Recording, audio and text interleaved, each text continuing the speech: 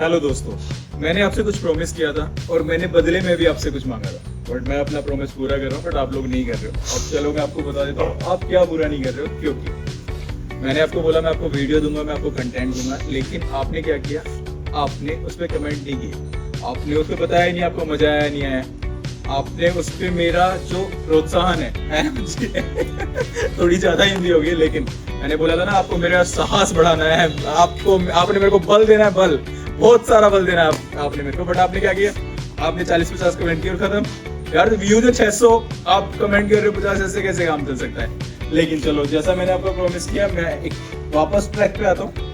मैं आपको बता देता हूँ जो ये आज की वीडियो है, ये जेरी के बारे में। जेरी वही बच्चा जो मेरे को सड़क पे मिला था बहुत सारे ब्लड के साथ में, उसका इलाज हुआ। लेकिन उससे पहले मैं आपको एक चीज और बता देता हूँ कि जब हम कोई भी वीडियो रिकॉर्ड करते हैं तो उसके पीछे बहुत सारे एफर्ट होते हैं, टीम होती है, उन्हें एडिटिंग में टाइम जाता है। तो एक कंटेंट वाली वीडियो ये सारे रूटीन वाली वीडियो से अलग होती है। आप मेरा डेली रूटीन है, मैंने सारा रिकॉर्ड किया, मैंने अपलोड कर दिया। लेकिन अगर मैं किसी वीडियो पे बात काम कर रहा हूँ, मतलब मैं किसी स्टोरी पे काम कर रहा हूँ, तो उसके लिए जाहिर सी बात है मेरी टीम को बहुत सारी स्ट्रगल करनी पड़ती है, उसके लिए बहुत सारी चीजें लिखनी पड़ती हैं, उसे एडिटिंग में लेके आना होता है। तो अब आप समझ सकते हैं मैं क्या कहना चाहता हूँ, है ना, क्योंकि आप मुझसे कहीं ज्यादा समझ। तो आज की कोई स्टोरी नहीं, आज की जो बातें हैं हमारी वो है जेरी के बारे में।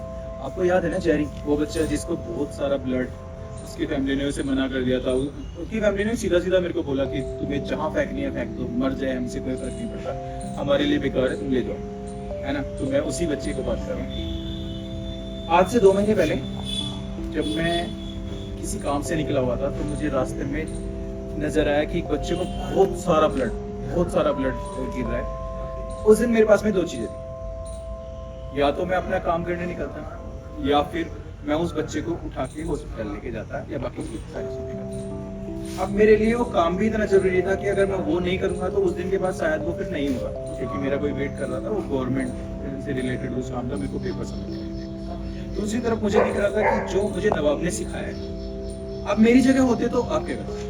पहला पॉइंट। दूसरा पॉइंट, अगर आप मेरी जगह होते तो क्या आप उस बच्चे को साथ लेकर आते या फिर अपने काम को चूज करते। तीसरी बात, अगर आप उस बच्चे को ले भी आते तो फिर उसके बाद में क्या। अब चलो मैं बताता हूँ तो मैंने क्या, मैं वहां पर 2 मिनट पहले रुका, मैंने शांति से सोचा मुझे क्या करना चाहिए। फिर मुझे लगा कि अगर मैं आज इस बच्चे को यहाँ से छोड़ के चला जाता हूँ तो मैं शायद खुद से नजरें नहीं मिला रहा। उसका रीजन है कि जो मुझे नवाब ने सिखाया है, जो मैं कर रहा हूँ, उसके लिए मुझे ऐसे चैलेंजेस को एक्सेप्ट करना पड़ेगा। मुझे बहुत सारे ऐसे जो होते हैं ना मटेरियलिस्टिक या फिर पैसा या फिर बहुत सारी ऐसी चीजें जिनसे दूर रहकर ये सब काम करने पड़ेंगे। And I choose Jerry. मैंने जेरी को उठाया। उठाने के बाद में सबसे पहले मैं उसे ऐसी जगह लेकर गया जहाँ से वो पहले बिलोंग करती थी। आप यकीन नहीं करोगे, उसके ओनर ने उसे झुग्गी वालों को दे दिया था, झुग्गी झोपड़ी वालों को।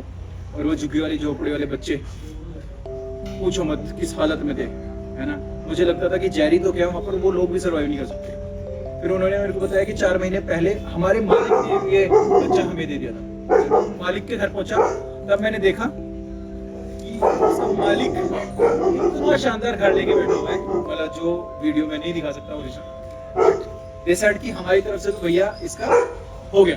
बहुत गांव वाली लैंग्वेज में बोले तो उन्होंने मेरे से बोला भाई मरती है मर जान दे, हमसे नहीं पड़ता, हमें को दूध नहीं दे रही है ना। अब जाहिर सी बात है, अपने बच्चों को दूध लेने निकालने के लिए तो लाएंगे नहीं, है ना। तो देखो भी हमें कोई दूध नहीं दे रही, मैंने नहीं इससे पहले क्रॉस क्वेश्चन भी करना जरूरी नहीं समझा, क्योंकि मैं क्रॉस क्वेश्चन कर ही नहीं सकता था। जाहिर सी बात है वो मेरे सामने बहुत बुजुर्ग थे। बट मैं उसे लेकर आया, जब मैं डॉक्टर के पास में लेके पहुंचा तो उन्होंने बताया कि और उसको ब्लड इतना लॉस हो चुका है कि उसकी डेथ हो सकती है।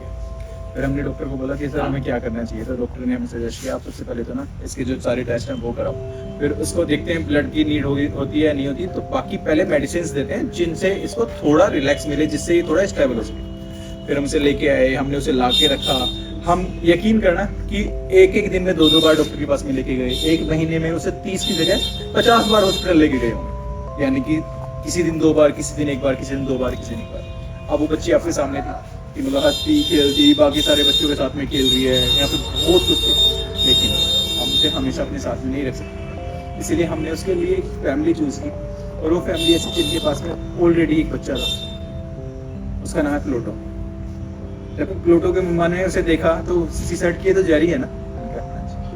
मैंने पूछा कि क्या आप उसे अडॉप्ट करोगे, क्योंकि कह रही हाँ मैं उसे बहुत प्यार करती हूँ जेरी को।